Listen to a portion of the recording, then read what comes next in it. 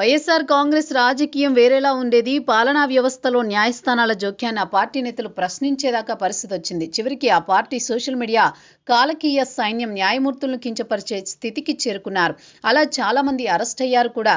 అయితే అప్పట్లో పాలనా వ్యవస్థపై న్యాయ వ్యవస్థ జోక్యం ఏమిటని రాజ్యాంగబద్ధ పదవిలో ఉన్న ఒక నేత అప్పట్లో ప్రశ్నించారు అంటే ఏ స్థాయికి దిగజారారో అర్థమవుతుంది.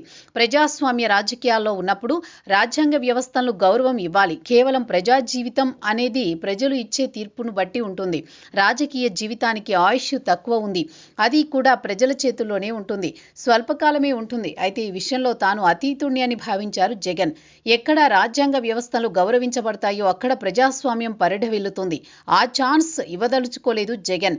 రాజ్యాంగ వ్యవస్థలతోనే ఓ ఆట ఆడుకున్నారు. చివరకు 12 సంవత్సరాల పాటు బెయిల్పై బయట ఉన్న ఆయన కోర్టు మెట్లు ఎక్కకుండా, విచారణలకు హాజరు కాకుండా ఎన్నో రకాల మినహాయింపులు దక్కించుకున్నారు. అయితే తనపై తప్పుడు కథనాలు ప్రచురించిన సాక్షిపై ఏళ్ల తరబడి న్యాయ పోరాటం చేస్తున్నారు. విశాఖలోని జిల్లా కోర్టుకు క్రమం తప్పకుండా విచారణలకు హాజరవుతున్నారు.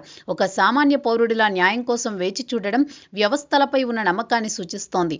అయితే న్యాయ వ్యవస్థ విషయంలో జగన్ దృక్పథంలో స్పష్టమైన మార్పు కనిపిస్తోంది. తనపై ఉన్న అక్రమాస్తుల కేసులు కావచ్చు, లేకుంటే తాను బాధితుడిగా ఉన్న కోడికత్తి కేసు కావచ్చు, కోర్టుకు హాజరు కావడానికి ఆయన ఎప్పుడూ విముఖత వ్యక్తం చేశారు. ముఖ్యమంత్రిగా ఉన్నప్పుడు భద్రతా కారణాలు, పాలనాపరమైన బిజీ అని చెప్పి మినహాయింపులు ఇప్పించుకున్నారు. తన హయాంలోనే రోజుల తరబడి కోడికత్తి విచారణ జరగకుండా అడ్డుకున్నారన్న విమర్శ ఆయనపై ఉంది.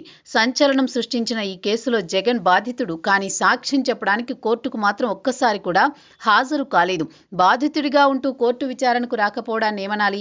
న్యాయ వ్యవస్థను గౌరవించేవారు తప్పనిసరిగా సత్వర న్యాయం కోసం కోర్టుకు హాజరవుతారు, సహకారం అందిస్తారు. కానీ జగన్ ఆ పని చెయ్యలేదు.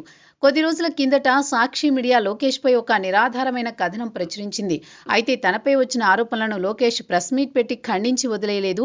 తప్పుడు వార్త రాసిన పత్రికను న్యాయస్థానంలో నిలదీశారు.